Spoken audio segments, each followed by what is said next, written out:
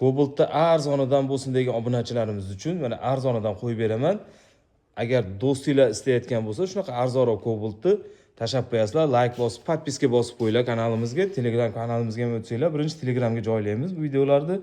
2014-yil ishlab chiqarilgan Cobalt. O'sh stальной svetda, kraskasi bir 30% bor, lekin ichiga o'tmagan ekan. Mana diska 4 diskalari qo'yilgan, balonlari yaxshi holatda mashinani, turishi zo'r. Xo'sh, probegi 461 ming. Bu 3-pozitsiyasi mexanik korobkada, metan gazlari bor mashinani. Yurish-turish hamma yo'g'i zo'r ekan mashinani, hadovoylari yaxshi. Bu mashinani olib, rosa ezib ishlatadigan mashinalardan.